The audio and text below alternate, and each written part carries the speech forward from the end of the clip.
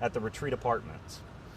At that time, call text indicated that a male suspect was forcing entry into a community mailbox and was stealing multiple items out of that mailbox.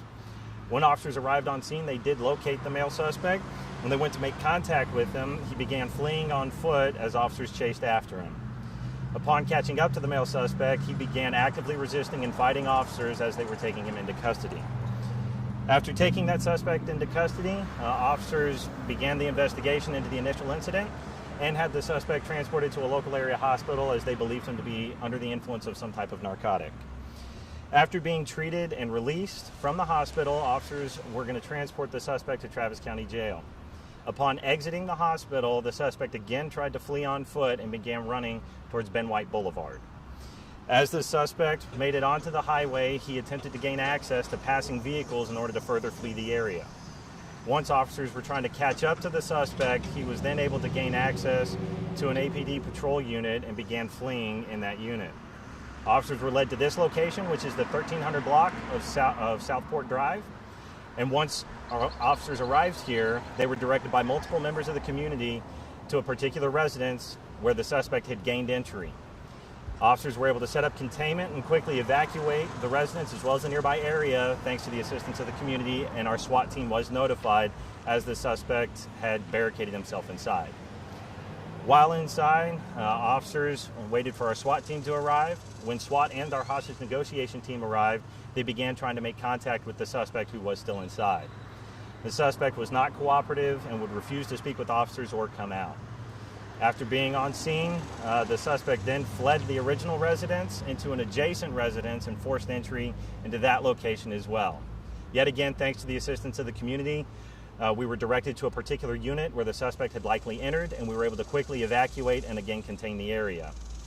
Upon setting up containment, our SWAT team again tried to make contact with the suspect, who remained uncooperative. After being on scene here for some time, as you all know, the suspect was still inside, and our SWAT team was able to make entry, locate the suspect, and again take him into custody. As they were doing, the suspect again was actively fighting and resisting officers. The suspect is now in custody and is being transported to Travis County Jail. At this point in time, it has been learned that he likely has multiple felony warrants, as well as he's going to face potential charges for mail theft, evading arrest, resisting arrest, escape, and possibly some additional charges beyond that. At this point in time, you can see we've cleared out most of the area. So we have lifted the shelter in place that was done through a reverse 911 activation when we learned that he made entry into an initial residence. How did he manage to get from one residence to the other when the police were on scene? As you can see, this is a very well-populated area, and houses are very close together. These are all quadplexes, and so it's difficult to set up containment on just one particular house. We have to set it up on a larger area, and so sometimes it can happen where suspects, as we're trying to set up containment, are able to move from one fence to the next. He was not able to get far, but we did have containment on the area, so he wasn't able to escape the perimeter. I guess the next question would be, how did he manage to get a squad car? The details of all of that are going to be looked into. We do know he gained access. How exactly he gained that access, I'm not sure. My question is, why did it take so long to take him down when he was unarmed?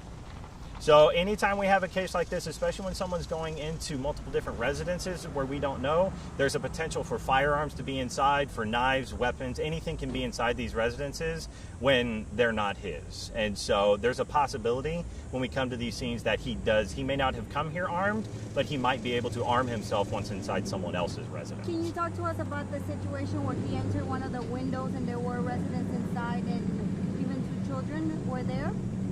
All I can tell you about that one is, wait for the loud truck to pass. On that one, one of those things where we were quickly directed to the area and officers immediately went there and evacuated everybody that was inside, and no civilians were injured at all. So we were able to quickly get them to safety. So how many total units did he hop, do we think, throughout this process, and would you ever say this was considered a hostage situation or absolutely not? So I don't know exactly how many residents he may have gained access. He went from one building to the next for sure, but these are all quadplexes, and so how many actual units he went into, I can't quite tell you. We don't have any information that said he had like a hostage, anyone captured inside, and our SWAT team was able to react so quickly to prevent that from happening. They were able to go in and quickly remove any residences to where it was just him inside. On the scanner this morning, officers were saying they thought there may have been a service weapon inside that patrol unit. Is that inaccurate? Inside the patrol weapons, like service weapons, all of our patrol units are equipped with shotguns. So all of them have shotguns inside of the patrol unit, but the suspect was never able to gain access to them at any point in time because they have locking mechanisms on them. Can you give us identification of the suspect? At this point in time, we're still verifying 100% who he is, so I can't give you any details on exactly who he is, but obviously affidavits are forthcoming once we can verify his identity. The father his father was really... Hang on. Go ahead. Yeah, the father was trying to collaborate with you guys. Talk to us a little bit about that collaboration. Sure.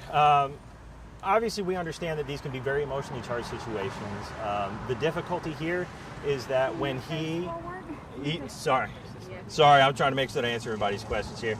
The difficulty is that he enters a residence and we are attempting to make contact with him, and we're trying to talk to him to get him to come out on his own, and our SWAT team as well as our hostage negotiation team, that's what they do. But we can't allow a civilian to go inside of a residence when we can't guarantee his safety inside of there. So we're not going to let anybody go inside and potentially risk them getting harmed or anything like that. So I understand that it's frustrating to some family members, but the things that we do and the methods that we use are to protect everybody, including the suspect as well as his family members. So getting him on a bullhorn would not be an option either. We tried. We tried. The father. We tried a lot of different methods in order to make contact with them, including ways that we could use the father. Anytime we have family, we will always try to use them as best we can. But sometimes people, when situations become emotional, people have vested interest, and we understand that. And so we try to act as the intermediary so that we can try to keep calm in a situation. Is he a resident of this specific neighborhood? Not aware that he is an actual resident here. Was he injured? As far as I'm aware, related to these incidents, if he is, it's only minor. A precaution is that we're always going to have someone transported to the hospital just to make sure that they are medically cleared. And how are you guys going to be guarding him now that he's in the hospital?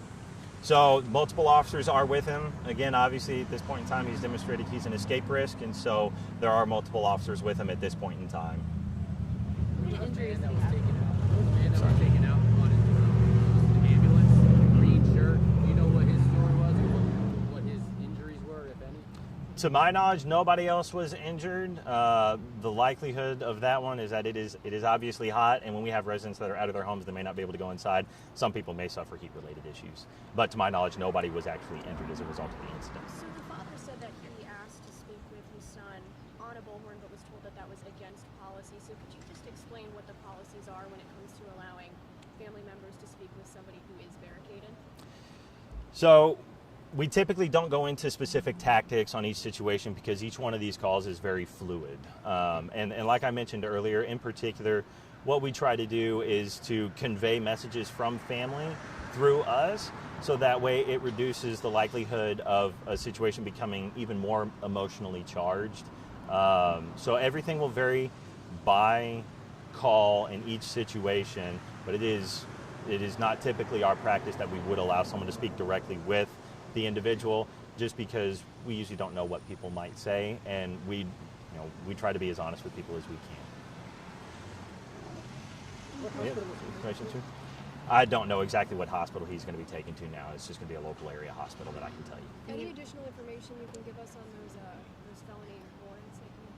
Right now, I don't know the details of all the warrants. The information related to me was that he had multiple felony warrants. So the exact charges related to them, I'm not 100% sure. What kind of injuries did he say he had? As far as I'm aware, it's only minor injuries. And to confirm, he was never armed? To my knowledge, correct. He was never armed. And never had hostages? Correct. Everybody good? Yep. Thank you. All right. Thank you all. Thanks. You don't speak Spanish, right? I do.